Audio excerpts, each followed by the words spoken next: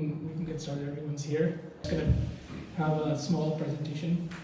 I'm hoping not to turn this into like a leg demo, but I do want to talk a little bit about Tabla. And also this program we're having is in tribute to Zakir-ji, so I'll be talking about him as well. Of course, he passed away last year, so it was a big loss, to the music world, to the Tabla world. So yeah, thank you all for coming. It's going to be a celebration of rhythm today. This is exciting because I actually haven't done a program like this, I think, since COVID. So so this is an opportunity for all of us to get together, all the students. Some of you have been with me for a few years and some pretty recent. And it's a chance for you to showcase what you've been learning, tabla compositions, skalas and all that. So thank you all for coming, joining us today, this afternoon. I just want to start off with a little bit, some key themes here that I want to discuss. And really what tabla is all about. Obviously, you're students of Tabla, so then you know what Tabla is. But of course, for the parents' sake, I'm explaining this. So just some key topics to discuss today are going to be what Tabla is, what it is, the language, why we practice, who we're practicing it for, the challenge of practice Riyaz, benefits of learning Tabla, and how to actually listen to the solos today that we're all about to hear pretty soon. And then, of course, ending it off with a small tribute to Zakir-ji. So obviously, tabla is not just drums. It's just not, just getting here on stage to play. There's more to it. It is a language. So it's a rhythmic language. The sounds that we're producing on the tabla, there's, the bowls, syllables like da, tun, na, ti, ta. It's like any other language. When you learn Punjabi or English or Hindi or Sanskrit, you have to first learn the alphabet. And you have to put those, first you learn the syllables and then you put the alphabets. Those form words, the words form sentences form paragraphs. Ultimately, you get to composition. And through composition, you can tell stories. And so that's kind of in a nutshell what tabla is about. Of course, there's more to it. But at the heart of it is that what we're learning are patterns, rhythmic patterns that are telling stories. And through language, we express ourselves. Whatever language, whatever words we use, we're expressing ourselves. And that's what music is. Music is, in other words, just expression. So this leads to another question is how do we actually speak this language? So it's an important question, but even a more important question is, why are we doing this? Why are we even practicing? Why are we doing Riyaz, right? And it's because there's many reasons for it, but it's practice and Riyaz is actually what shapes us. It's how we attain something, how we, get to a point where we actually achieve our full potential, whatever it be. It's just not in the tabla world. It could be with dance, it could be with, if you want to be like a scientist, you have to put in the effort. You have to work really hard to get to it. But with tabla, you have to put in some effort. It's not like one day you do practice and then you take 3 days gap and 4 days gap and then return to it. So that regular riyaz is really important. Doing a little bit every day, 5-10 minutes. Some honest practice you do every day, and that consistency is what's important. It's something that's challenging, but ultimately it leads to confidence. And that confidence creates that pride in what you're doing. And practice isn't for anyone except you. That's why you're doing it. Practice is for you. It's not for me, it's not for your teachers, it's not for your parents. It's for your own self-growth, it's for your own personal growth. That's why you're doing Riyaz. It's not for just this, occasion here that you've practiced, and then you're going to forget about Riyaz for the next 2-3 weeks. You have to, even after the show is over, you have to continue doing it. And this is why I have this key word here, which is consistency, and that's really important. If you want to improve, want to get better, you have to be consistent. But let's be honest, that Riyaz is boring. At least initially it is boring. You have to sit there, in your room, wherever you're sitting, you have to practice 5 minutes, 10 minutes. A longer session, that's even more boring, right? You're sitting there like a donkey, but you have to do the Riyaz, right? If you want to get somewhere.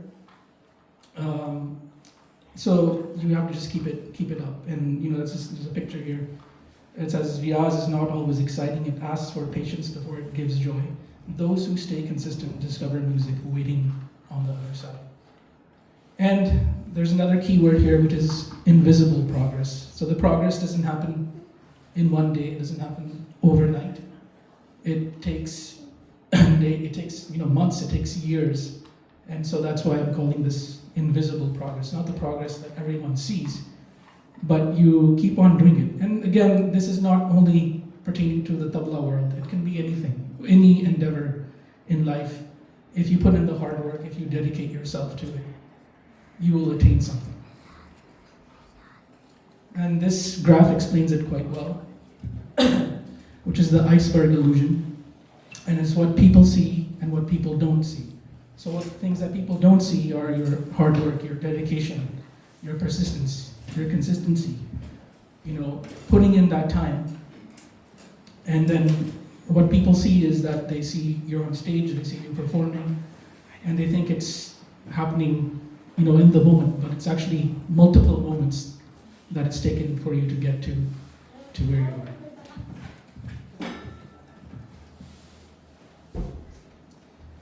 So I just want to talk a little bit about the benefits of learning tabla, and by extension, it is rhythm. We are learning a rhythmic instrument. And this isn't an exhaustive list, just some benefits, which is, it improves memory and focus. You're building concentration, you're building discipline, pattern recognition, it supports emotional expression, physiological benefits, because it is a physically demanding instrument. You're using different muscle groups, your back, your arms, your hands. And because of the repetitive nature of what we're doing, we're playing. It becomes and it's like a mantra. You're doing it same thing over and over again. So you're really connecting with your own spirituality, which is really good for your mental well-being, right? And of course, critical thinking, logic skills. It's all very logical. So if you're into math, as I've come to find out that you all love math very much, it's good for critical thinking and logic. The next few slides, I'm just going to be talking. I don't want to get too technical, but I do want to talk a little bit about the patterns that we see in tabla, in the compositional matter. So I'm going to be talking about, and this is kind of geared more for the students, and I'm trying to make this a little bit interactive, so hopefully you can join in with me here. So let's take this kada, for example. It's one that I think most of you have learned. Yes? It goes da-te-te, da-te-te, da-da-te-te, da-ge-te-na-ke-na, da-te-te, da-te-te, da-da-te-te, da-ge-te-na-ke. You guys know it? Popular. I think I've taught it to most of you anyway. So essentially this is just a combination. The kada is a theme. And that's what we're playing. Any kada is a theme, right? It's a combination of different bowls groups we put together. But if we actually label the bowl groups, what we get is a pattern, and that pattern is A, A, B, C, right? And this actually helps us to memorize as well, because when we're looking at the bowls by themselves, it's very abstract. And I've said to you before in our individual lessons that don't memorize the individual bowls, because you're gonna how are you going to memorize 16 pieces of information or 32 pieces of information? It's just way too much. So you have to dissect the composition, break it down into its individual components, and you then see the pattern hidden inside the Kaaba. So from this theme, you can see that there's different possibilities, patterns, which we call paltas, variations. That's the terminology we use, but really at the heart of it, they're just patterns. So you can see that pattern 1 is AAB, AAB, AABC. That's dhatite, dhatite, dhada, dhatite, dhatite, dhada, dhatite, dhatite, dhada, dhatite, dhage, tinna, kinna. Pattern 3, dhatite, dhatite, dhada, dhatite, dhada, dhatite, dhatite, dhatite, dhada, dhatite, dhage, tinna, kinna. Are you all following? Yeah? Anyone want to make an attempt? Anyone? No? No one's brave enough? So pattern 5 is dhatite, dhada, dhatite, dhada, dhatite, dhada, dhatite, dhatite, dhatite, dhatite, dhada, dhatite, and so on, right? There's many possibilities. But now we get to an interesting scenario. You see those boxes after 6, the red and the purple box. You have 2 variants. So basically A1 is this dhatite. If we rearrange dhatite, it becomes variant 2, which is theta da. So you see that in pattern 7 is dhatite, dhatite, dhada, dhatite, theta, dhada, dhatite, dhatite, dhada, theta, dhage, tinna. So more possibilities by having more variants.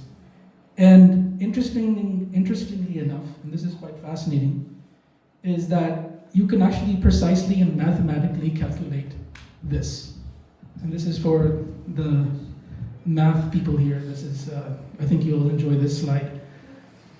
So you can precisely calculate the number of variations that are possible. So you see that here you have 4 boxes, which are all A's, and 2 boxes that are B's. And if you plug the numbers into the formula, you get, in the permutation formula, you get 15 variations. And you remember the previous slide we have 2 variants. Da, theta, da, theta, da. And if you plug that into the multi-set permutation formula, you get 240 possibilities. So 240 unique paltas you can get if you have 2 variants. And if you have more variants, there's more possibilities. Of course, we never in actuality play 240 because there's a lot of redundancy. We actually select a handful, whether it's 5 or 10 or 15 and 20 for performance sake.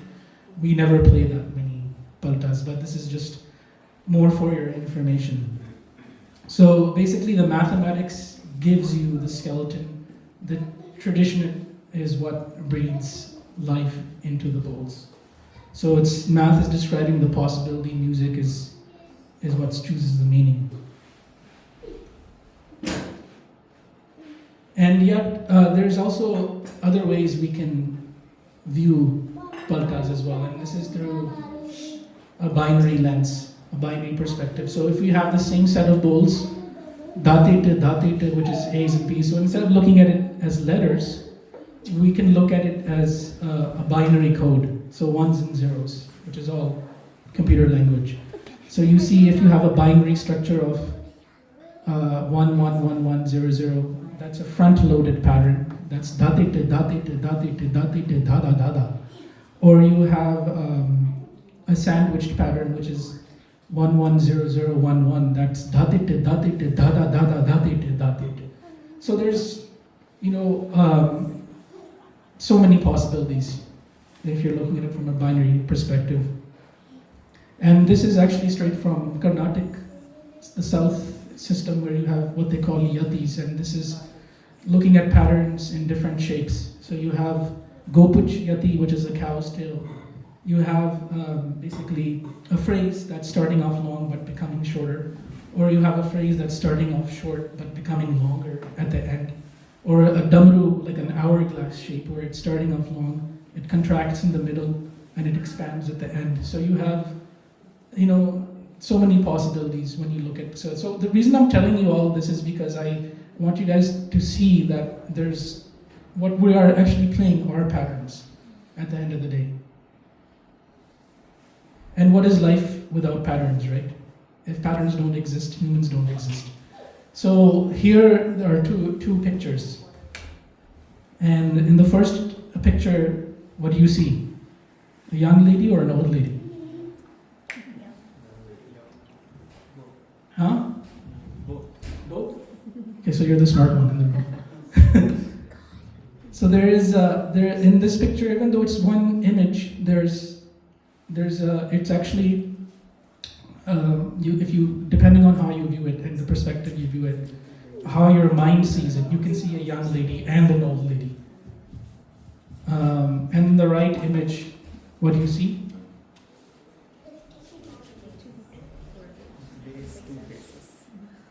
So two faces or a vase, depending on how your mind perceives it. So human perception, it's all about how you're perceiving things, and this is exactly with kadas, believe it or not. You can have this same kada, if you place the accent on the das, you get but if you place the accent on the ti, you get so structurally it's the same composition, but how you perceive the composition, and this is quite interesting because when you play the composition, how one student learns it and how another student learns it, or how one student plays it or another student plays it, can be completely different depending on your perception of the kada. So it's up to you to unlock the pattern. When you're learning, you have to see what pattern is hidden inside a kada, in any composition. You have to discover that pattern. Okay, so this is now just leading to us how we can listen today to the solos today. This is a chance for, like I said, for us to get together and listen to what we've been practicing for the past little while. But don't look at the perfection here, because no one is perfect in this room. Even myself, I've been playing for many years, but we all make mistakes. But try to listen for the highs and the lows and the dynamic range. Notice the confidence, the courage. Focus on the progress of the students, not perfection. And with that, I want to end my presentation here with, of course, remembering Zakir-ji, who I said in the beginning, of course, he passed away last year, so he was an inspiration to all of us. Whatever I've actually spoken about today, about patterns, about tabla, he's actually embodied that. He's you can say, the spirit of tabla. If he was such a unique tabla player. He was probably the most well-rounded tabla player in the world. It's unfortunate that he left, but he's very creative, and he has had a profound understanding of tabla language. But he's a master, and he was able to break down the compositions, and he made it relatable to the average person. So I'm just gonna break this presentation for a few minutes, and I want to play some clips of his, because I just want you to see the artistry and what he did, which is quite amazing. So maybe one or two clips. And this is a sound of train on the tabla. When the train first pulled into the kingdom of the Nawab, son Nawab, he was so taken by the rhythm of the train that he told his rhythm master, his rhythm ustad, you must compose a rhythm pattern to honor this rhythm of the train, create the sound of the train. So when the master actually came up with some idea, the Nawab was very happy and said, because it's named after, it's an imitation of the train.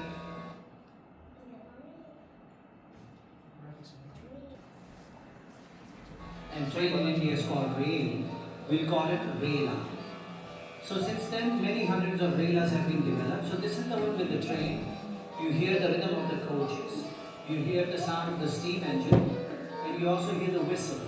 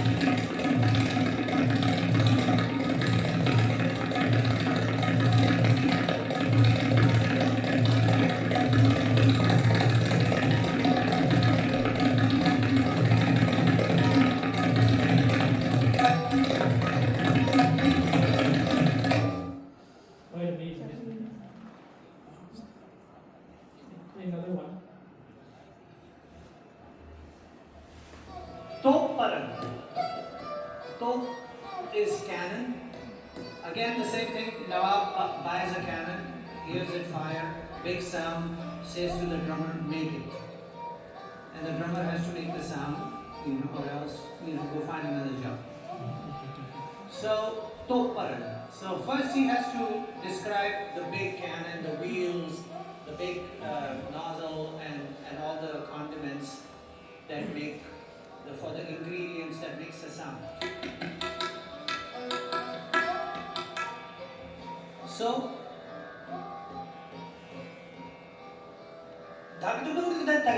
big wheel. It's a long nozzle.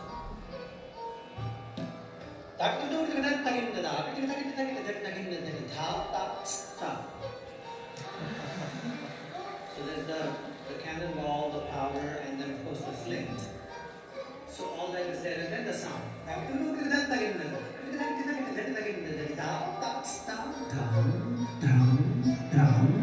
The sound.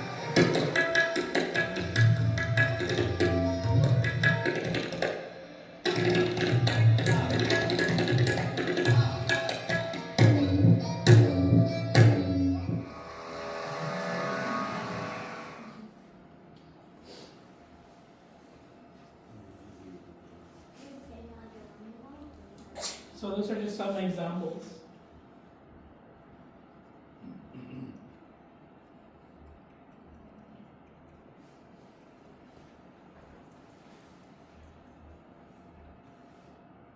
So yeah, that's amazing to hear Zakir-ji. It's always a pleasure to listen to him. He's not with us, but his spirit is with us.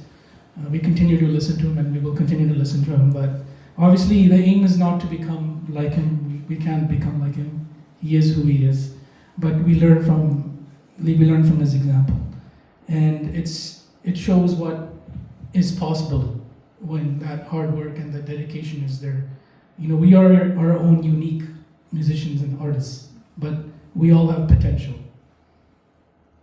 and of course, great things can be achieved by sacrifice. So it doesn't mean you have to give up everything. You have to give up your professions to pursue tabla.